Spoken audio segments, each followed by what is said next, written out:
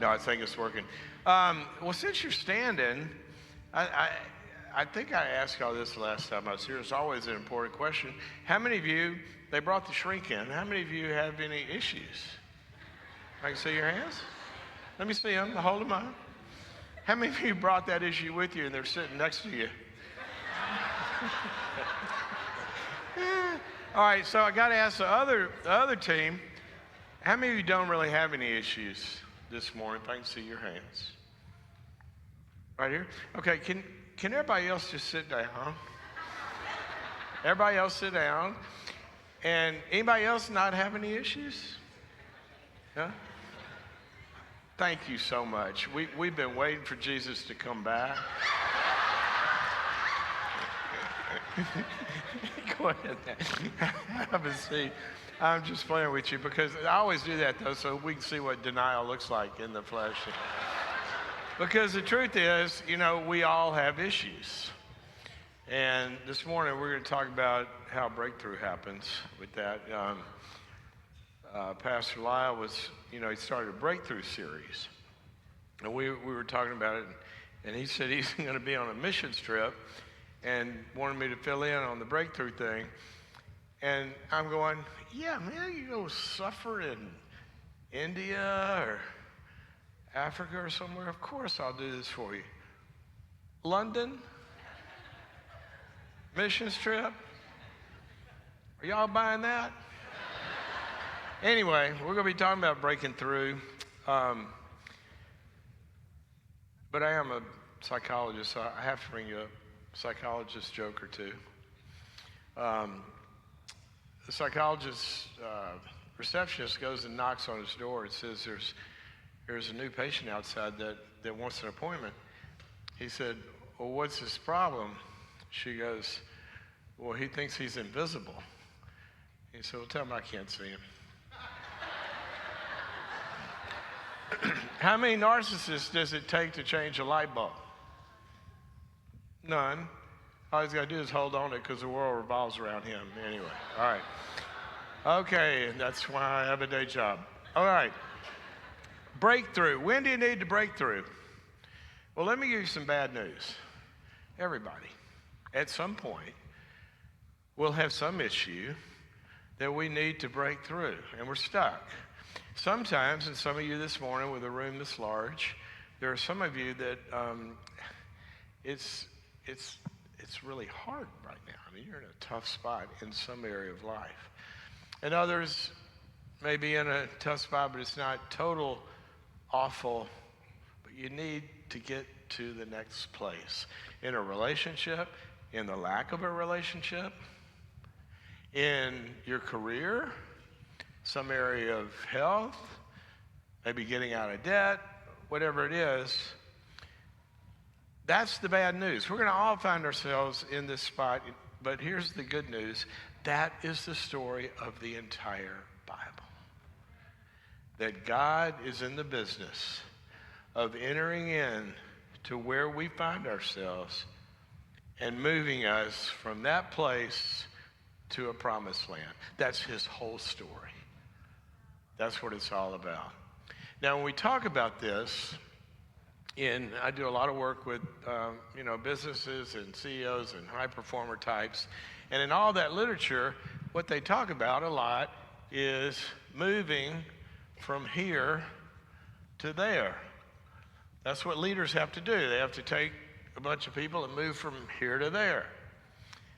Now, I want you to start with thinking about what your here is, what area of life where you are today is not really what you desire or want it to be. And it can be really bad or just not quite where you want it to be.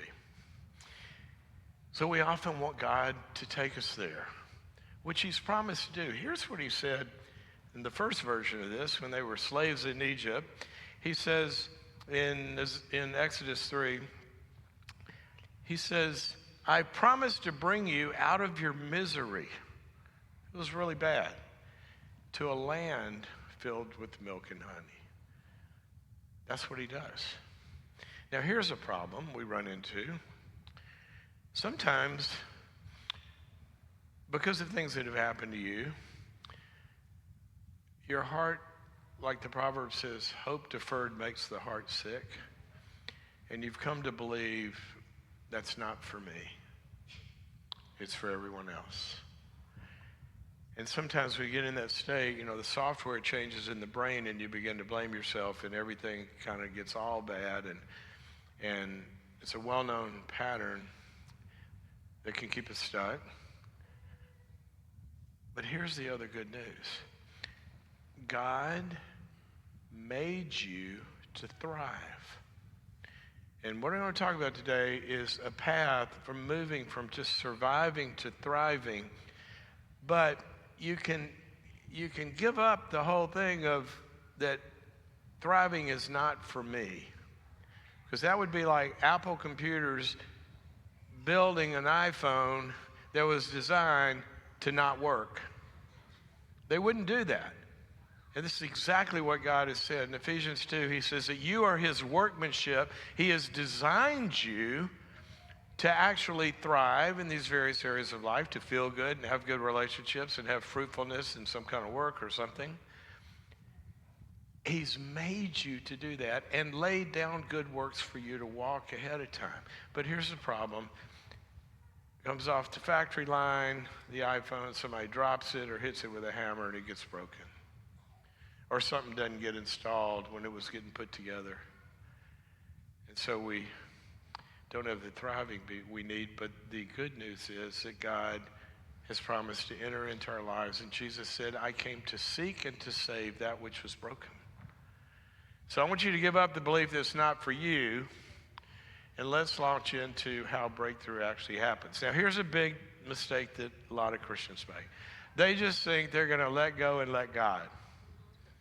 I came to Jesus, bring me the Rolls Royce, or bring me this, or bring me that. Now, here's the deal. God has promised to take us from here to there. But sometimes we're like the lady. I was doing a radio show one time and talking to some caller about her dating life. She was stuck. And so a lady called in right after. And she goes, well, I can't believe you're talking about dating as a Christian. I said, why not? She said, because it's not biblical. I said, what do you mean it's not biblical? They didn't even have Match.com back. What are you talking about? She goes, well, that's not God's way to find a spouse. It's not the biblical way. I said, lady, I don't know what you're talking about, but if you want to do it the biblical way, go have a war and capture a bunch of them. Or go hire somebody to go to the watering hole and pick out the one he wants and bring them back to you. First dating service. Or hide behind a tree until the one that's cute walks by and grab her. Or buy one from some guy that slips you the wrong sister for 7 years. Don't give me this God's way thing. But what's your formula for God's way? She says, well, I trust the Lord. The biblical way is that God will always bring to the woman the man. I said, really? Just bring him.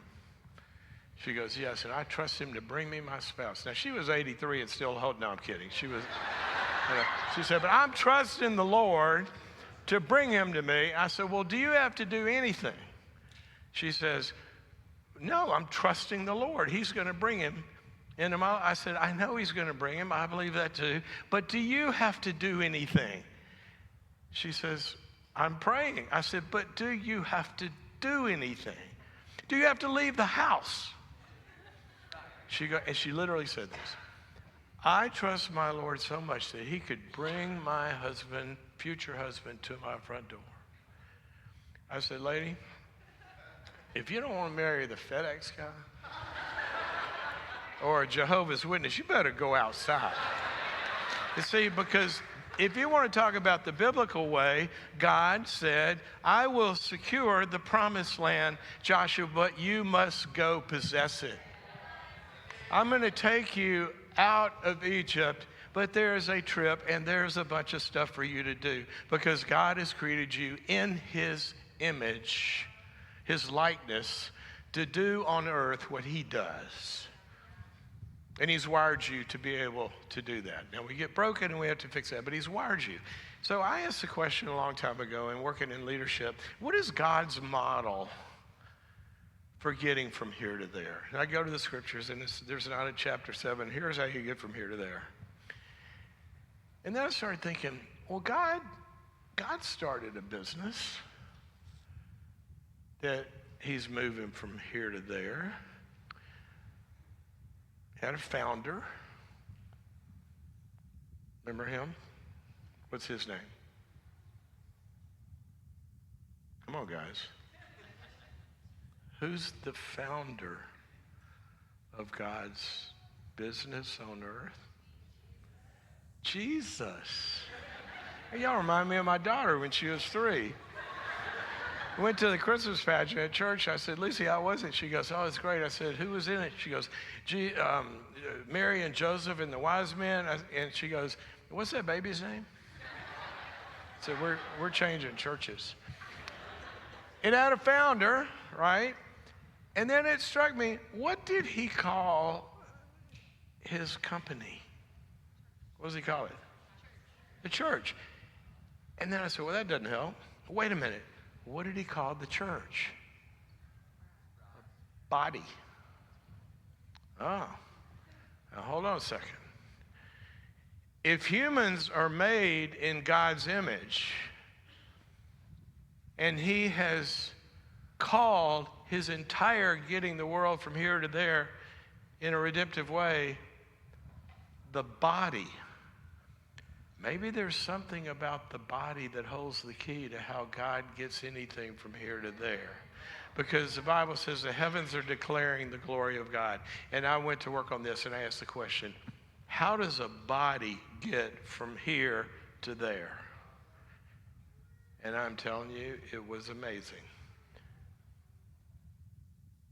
Do you know that the way that God, and I went to neuroscience and anatomy and psychology and physiology and all this to look at this system of when I'm standing here, and I think, I love you guys, you probably are the best row in the whole place, but I'd like to talk to some other people there as well, but to do that, I got to go over there. What's the first thing that this human body does? The very first thing, and you are the only species that can do this. And we see it throughout the scripture, and God talks about it all the time. The very first thing that has to happen is you come up with a vision. You're the only species that can do this. None of the other animal kingdom can do this because you're created in his image.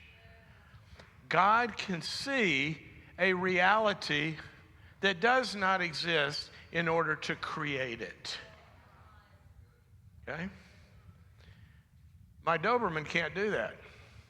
You know what she does? She does what a lot of people do. She just does what she's already wired to do.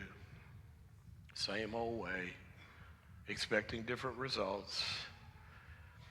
When the FedEx guy comes to the door, she doesn't ask him to get married. She races to the door, and I'm telling you, it is a scary moment. This is a big Doberman, and we got people delivering packages like this through a glass door. I mean, she's not going to break through. She's scary. That's what she's wired to do until she knows they're friendly, and then she'll lay down and lick you to death. But she's going to say, hold on, dude. She wrote a book called Boundaries. Stop. She says, no, you're not coming in. But she's wired to do that. But here's what Finley has never done. She's never run to the door and done her deal and barked and then went, hold on a second. I wonder if that was helpful. Did I bark loud enough? Was it at the right time? But she's never asked the question, will it get me closer to where I want to be on Thursday? That's reserved for you. That's what humans can do. So the first thing in getting from here to there, after you've defined the here, is really not where I want to be in my marriage, or in my health, or in my emotional life, or in my addiction life, or in my career, or in the sales numbers we're getting, or whatever it is. Once you define that, the first ability God has given you in his image is to see a future that you desire that does not exist today. We call that a vision, and there's three important words I want you to get that the brain operates on. Those three. All right, let's move on. Sorry, that was kind of a joke because I didn't tell you what the words. DFS, desired future state. All three words are very important. Desired. Let me tell you, if you don't want it, it's not going to be worth getting out of bed for. And I'm telling you, if it's worth it, it's not going to be easy. There's going to be some effort. Everything we know about the way God designed people to have fruitfulness requires some work from us. So don't just pick anything. It's going to just happen. The best things in life cost us. We have to die to ourselves to get the best things that are free. Love is free, but it'll cost you everything. We got to give up our selfishness. We got to give up this and give up that. We may have to work on some of our issues. But you know what? If it's something that you want, you desire it, that's the first step. Proverbs says that a person's path comes from their heart, and then God directs their steps. So some of you really would do well to sit down, and maybe even if it's in your marriage with your spouse, and say, what do we really want? How do we want to be with each other? And we'll see what we have to do to get there. I remember a couple came in one time, and I said, well, tell me about your marriage and what you want. And they started describing what they want, and I got to know them a little bit, and I said, that's interesting. You know, the marriage you describe is like a 10 on a scale of 1 to 10. They go, well, I guess so. And I said, the problem is you're both 3s. Do the math. You got some work to do to get to be the person that can have a 10 marriage, have those skills, have those abilities. Now, we'll get there in a second, but the point is, I'm just going to pray this right now. God, I pray that you lift the ceilings that exist in people's heads about their vision on what you can do in their lives. Seriously, God, I'm going to get weird here right now and just say, God, break ceilings. You have no clue what he can do exceedingly and abundantly past what you could ever think or ask. But I guarantee you, for many of you, there are ceilings that a parent, an authority figure, an abuse, a bad relationship, whatever, those ceilings have been put in your head. And the first thing is that heart's got to be released to have that path appear for you of what you really desire. All right, desired. Future means it doesn't exist today. If it exists today, it's not worth going after. You already got it. And state is, in one way, the most important word, because state means something actually exists. See, a lot of people have fantasies, but a fantasy is not a vision. A vision is something that comes to fruition and in one day actually will exist. And while motivation and desire is important in reaching goals, here's what the research shows. The number one factor in whether or not a goal is reached is the belief that it can be done. You got to see this as this is something that can actually happen. And let me check that box for you. This is simple. If you're not like Elon and trying to colonize Mars, how many people in here are trying to colonize Mars this morning? Okay, if you're not doing that, probably what you're talking about has been done before. A broken marriage getting better, an addict getting sober. Yes. people getting out of debt, people changing a career and finding a new one, people building a business. That's been done before. So the belief, can it be done? Let's check that off. It can be done. Now we just got to have the faith that God has that for me. Now sometimes it's not exactly the way we picture it, but he knows better and he'll direct our steps. Okay, so now we got the vision in your head. Okay, let's go. Head.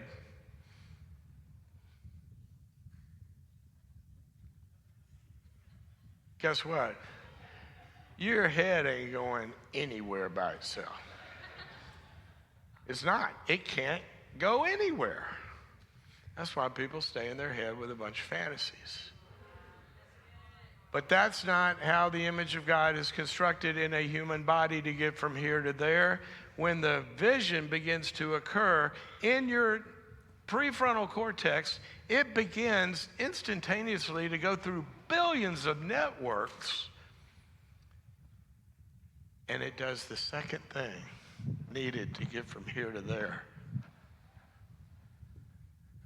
It engages the talent it's going to take to get there, because the head can't go by itself. So what does it do? First thing it does, as Jim Collins said, you got to figure out where the bus is going. But the first thing you do after that is you got to figure out, what seats do I need on the bus to get there? What talent do you need to bring to the party that's going to help you get there? And the head says, well, I'm going to need a couple of legs to carry me. I'm going to need some eyes to focus. I'm going to need some inner ear to balance me.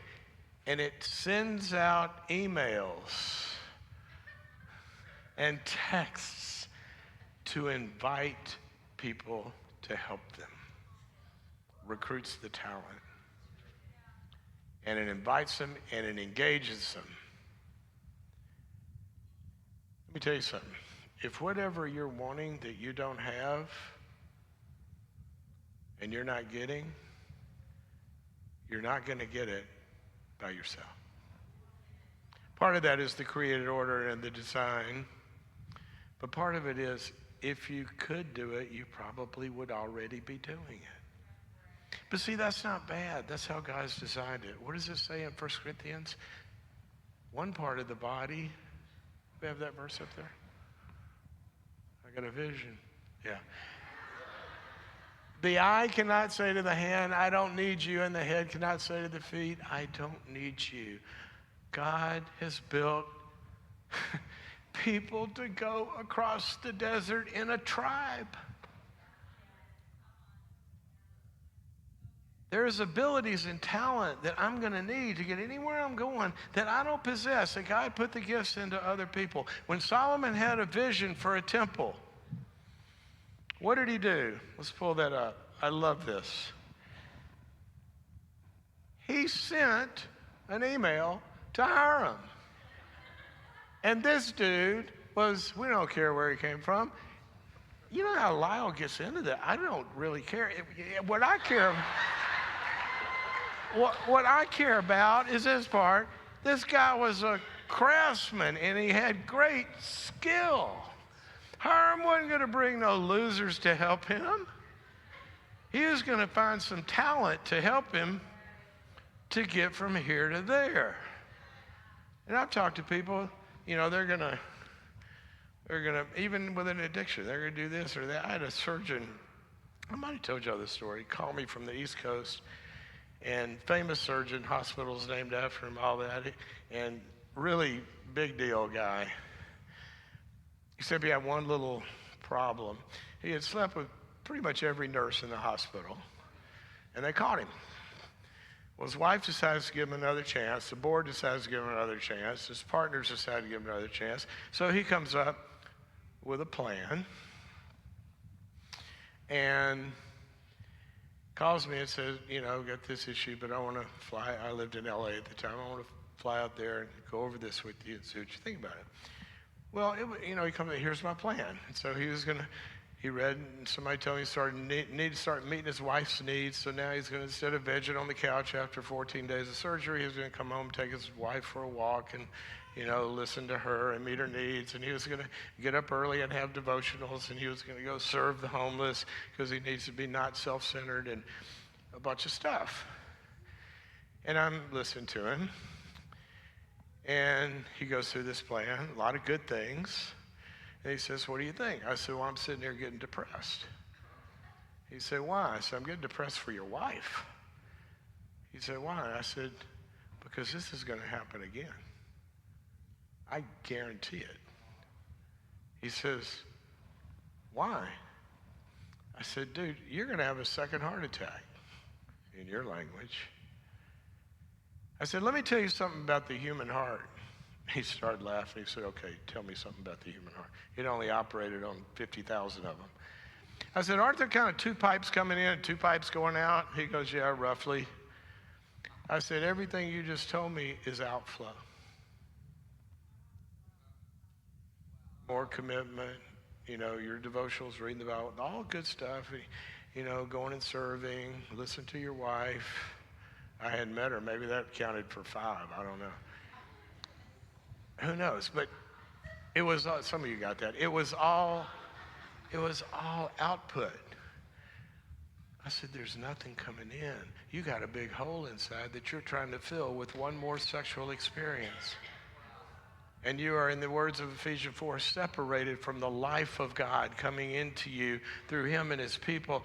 And you got some broken stuff inside that's got to be touched and healed and supported, and you're empty. You think one more nurse is going to do it? It's not going to work. But let me ask you a question.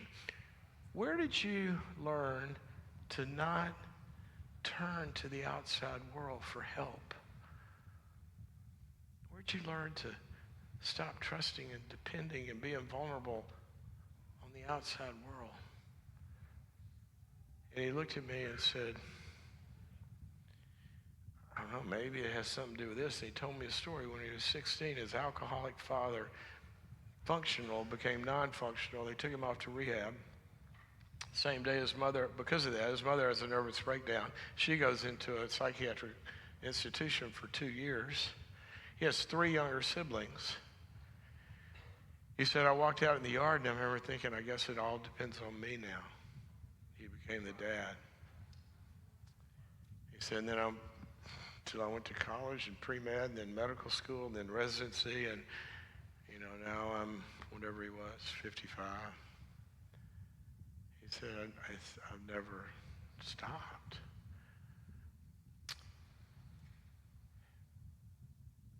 What made me sad about that was he had a plan, but the people he was asking, they were nice spiritual people. They didn't know anything about sexual addiction.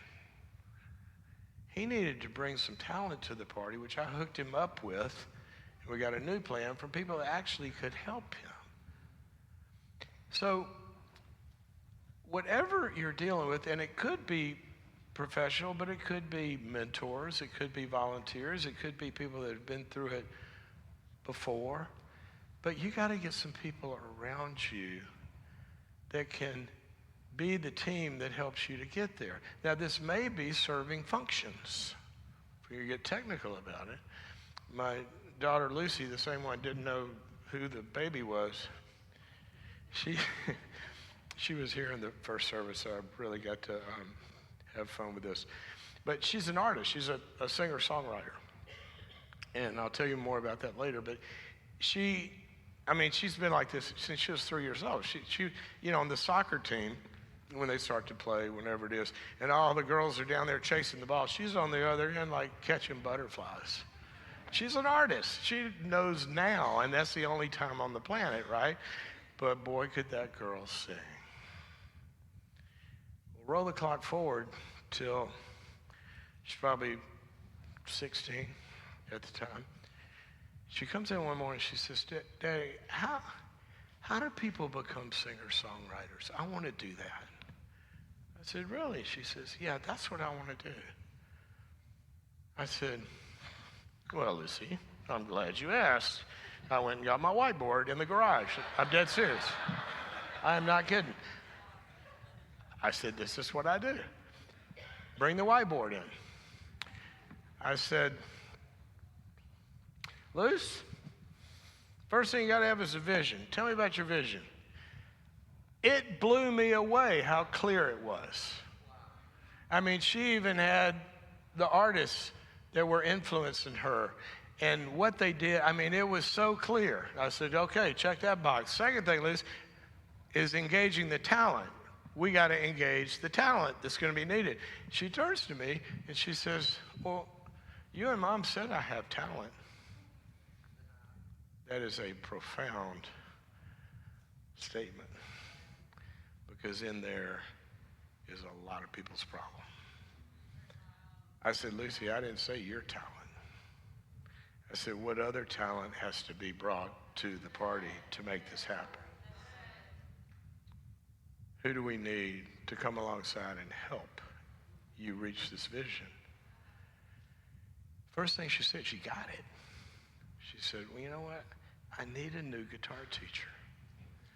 She said, the one I've got, like for the last year, it seems like we're doing the same thing. If I want to learn new chords, I got to go on YouTube. And I said, okay, let's find a new guitar teacher.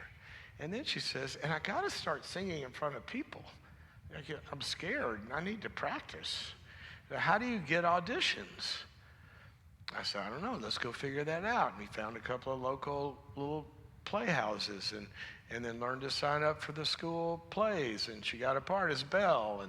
And you know, but we had to find the people, the audition people, whoever they are. And then how do you actually record something? She was doing it on her, you know, whatever that program is that does that, and recording songs. But if you're going to really make a song, we got to find somebody who knows how to do this. Well, here she got, you know, God will direct your steps. Kevin Jonas heard her sing. And he goes, whoa, I want to help you. And hooks her up with a producer out in L.A. And so the point being, she put the people around her, some professional, but some lay people, just people willing to help. You have all the friends in your network in some business or some this or the other. But she learned, I've got to get outside of myself. And for you, it may be joining a couples group for that marriage. It may be finding a marriage counselor. It may be going to AA. It may be whatever it is. And in your career, same thing.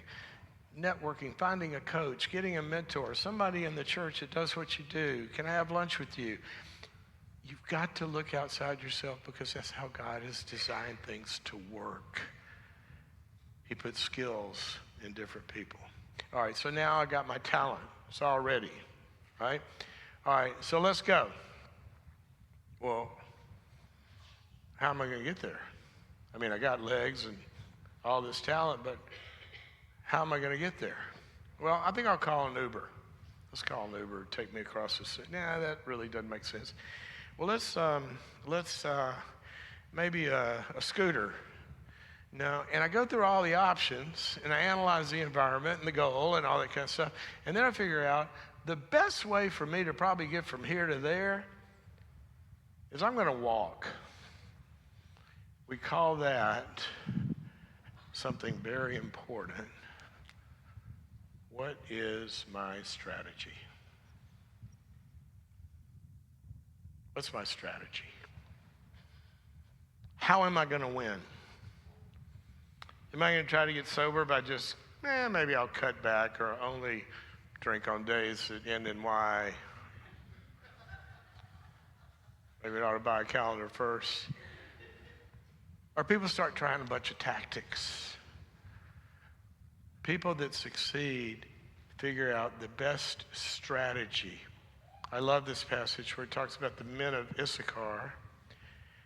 It says somewhere, where is it? Probably up here now. From the tribe of Issachar, there were 200 leaders of the tribe with their relatives. And look at this. All these men understood the signs of the time and knew the best course for Israel to take. There are 1,000 different ways to get anywhere, but without choosing one, all of your activities will be dispersed and sometimes not the best course to take. How are you going to get there? Is it going to be through networking? Is it going to be through social media? Is it going to be through a recovery program? Is it going to be through Weight Watchers? There's 1,000 ways. One of my favorite companies that I work with, Chick-fil-A, they have a strategy for their growth. It's just public record. You could see it. They'll open this year about 180 new stores. They have a strategy. They grow them from within. Their own people who've done it their way have that culture that everybody loves. It makes all of us feel so loved when we walk in that place. And that's their strategy, to grow them from within. I had another client call me 2 years ago. It's a regional bank. They have a strategy for growth across the country. Their strategy was through acquisitions. They're going to buy banks already existing, and then they needed help to convert those banks to their culture. Different strategy, different reasons, different industries. There's a lot of different ways to get where you want to go, but you've got to be clear about what your strategy is. And then as God has ordered it, the underbelly of a strategy, this is how we're going to win. And the underbelly is the plan that says, what are the activities that are going to execute that strategy? Oh, we're going to go to marriage counseling. How often? When? Who's it going to be with? What book do you have to read in between the appointments? See, there's specific activities.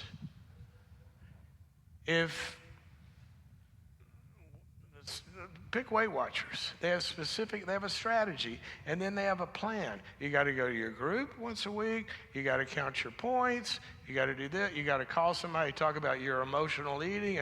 But that's got to be in a when am I going to do it, put on your calendar. And I'm going to tell you the truth about this. Here's the research. If Lucy's going to practice her guitar, oh yeah, I'm going to practice my guitar. If she makes an appointment on her calendar to practice for an hour 3 times a week or 30 minutes, whatever, and writes it into her calendar and makes it an appointment, 3x rate of accomplishment of goals than people who don't. Why? Well, naturally, it's not urgent, and it takes effort. What's on Netflix? If it's an appointment, see, people that accomplish things, they can check off, did you make your 100 calls today? If you're on a sales team. Did you go to 4 networking meetings? Did you not just sit inside? Go to the FedEx convention, lady. Let's scale this thing. If you're stuck on FedEx or Jehovah's Witnesses, go to where they are. But I want you doing it 3 times a week. See, God talks throughout the scriptures about diligence, little by little, over and over and over. And that's what builds anything. It's very easy to kind of think we're going to do something and sort of be in a direction. You will surprise yourself at how and research shows this, how we overestimate what we're actually doing. If it's something we're supposed to be doing that's good. And we underestimate how much we're actually doing if it's something bad. Just start counting calories on an app and put them in there. And at the end, yeah, I'll probably eat it. And you're like, oh no. Really? Was that me? This is really important to organize the activities that are going to move the needle. Tori and I did this early. We had babies early in our parenting years, I should have said. We waited 5 years, then we had babies. And one of the things that we had in our plan to, be good for our marriage is we needed to have time together apart from these little noise machines. And in the calendar, every Thursday night was date night. Every Thursday. And we had a babysitter on contract. She's showing up at 5 o'clock. Even if we hate each other, we are going out. Okay? It's a structure. It has a time and a place in the calendar. Okay? And then on Sunday afternoon, we do the same thing. The babysitter would come at 3 o'clock, and we say we're not coming back till after they're in bed, and we go recover from that week, right? But it was a structure. You've got to figure out what your activities are going to be that move the needle. Okay, so here's the next thing. I know that I got this plan. I got to walk. I got to take certain walks, certain amount of time. Well, let's go. Now we can go. All right, we start to go. Well, how am I knowing that I'm getting there? No problem. God has built it into the system.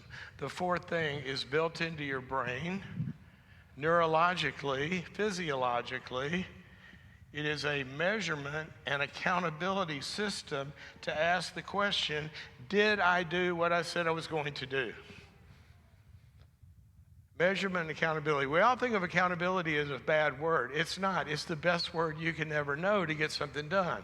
The word accountability is not a spanking for what you did last week. The word actually means to answer to a trust. So I've entrusted myself to somebody to help me get there, and I'm going to answer to it to keep me on track so that I get there. That's why we have it. I flew here this week from somewhere, got on an airplane. The pilot had a vision. We're going to Nashville. Got the talent on board, got a co-pilot, got a navigator, all that. Has a strategy and a plan. What's the strategy? Let's use a plane. What's the plan? Files it with her accountability relationships, the FAA. We're going to go 40,000 feet at a 2-1, whatever the heading is, at 500 knots. That's their agreed upon promise to each other. Here's why this is so important. Winds come, whatever. She dips down, she dips down to, what did I say, 40,000 feet? She dips down to 38,000 feet. If she didn't have these relationships, she'd run out of fuel. It's heavier air down there. But instantly, the measurement and accountability relationships, United, whatever, your flight plan calls for 50,000, you're at 48, we need you up 2,000 feet. Besides, there's a Boeing headed your way right now at that altitude. You might want to, and we do the fifth thing quickly, which is we fix and adapt to what we find here. Quickly. Pull up Nehemiah for me. Nehemiah had an accountability system because they're going to rebuild these walls, and these people had agreed to a plan how we're going to do it and fund it because we're going to tithe. Well, Nehemiah goes in and measures it, and they aren't all paying their tithes. And what did he do? I gathered them together, set them in their stations, and then they quickly fixed it, the problem. They adapted. Let me tell you something. You will fail along the way. That's human. Got to get up and work out. We do it for a while. Then one morning, you sleep in. Human. But here's what we know. Don't sleep in on day 2. Because now you don't have a problem, you have a pattern. And once a pattern starts, that gets neurological wiring. It's called a habit, and now you are headed in a different direction. And that's a mutation. And mutation mutates DNA, and DNA determines identity. And now I'm no longer a person who missed a workout. I'm a person who misses workouts. Because my identity has changed neurologically. because I didn't, ready for a big religious word, I didn't repent. Repentance is called a gift in the scriptures. So, in a way, you're already wired to do this. There's some hard parts to this. But God said that if you'll get here from your heart, He will direct your paths. And if we have a clear vision and we can find the right people to help us, and we can have a strategy, it's a proven strategy to work, and we can diligently work it and be held accountable and fix the problems along the way, here's what can happen.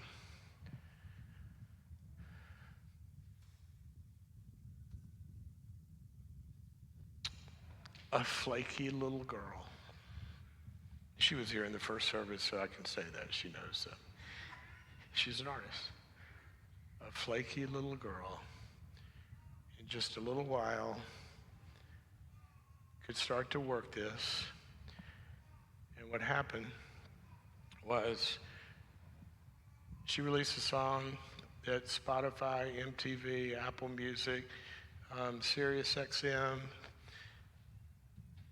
all the platforms featured her, new artists to watch. CBS Television and the CW Network bought her song. Why?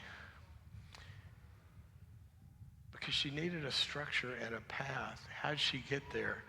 Because she did it the way that these things work. And even a flake, and I love Lucy, she knows that, can do incredible stuff. And I want you to listen to these words, because this is the song that I was speaking about, and it applies to all of us in this path.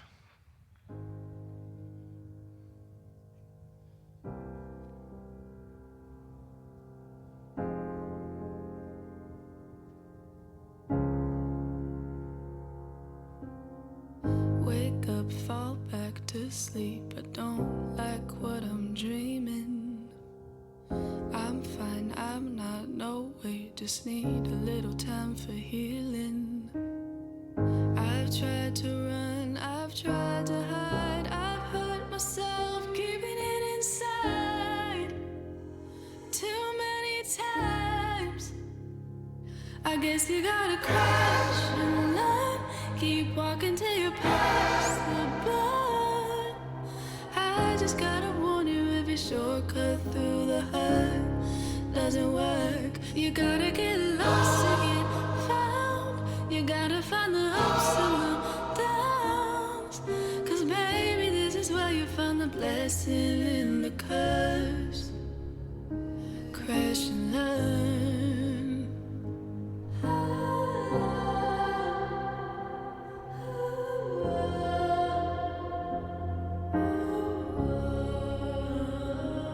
Crash and learn. When tears fall down my face, I catch them in a bottle. Save them for a rainy day, just to know I've got them. You can't break a broken heart, so maybe this is better.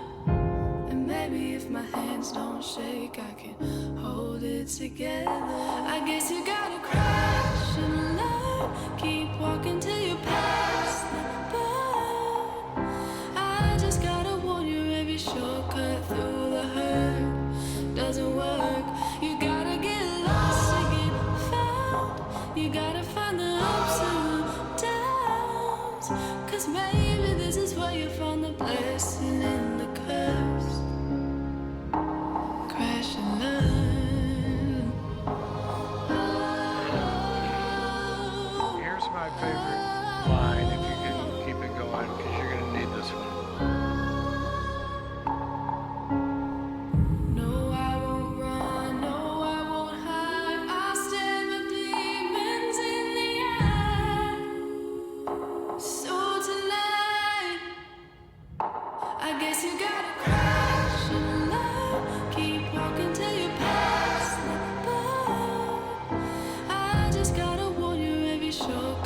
Everyone here has some talent, some ability. Certainly, when we get away from careers and all that kind of stuff and talk about relationships and thriving, God has put in you the things that we all need, the ability to learn to connect, the ability to learn to be free in our relationships, the ability to forgive and process pain and all of that. We get stuck in kind of doing it the way you were wired, maybe in your family of origin, maybe through trauma or history or whatever it is. But God has a path. He said to observe our ways and do it in the ways that he has given you, as Moses said in Deuteronomy, so that you always thrive. And my prayer for you this morning, don't limit your vision of what God could do in your life. Don't limit it. But sometimes when you crash, we got to learn what we need to do differently to get different results. Find somebody to help you and get out of the boat. Start walking. God bless you.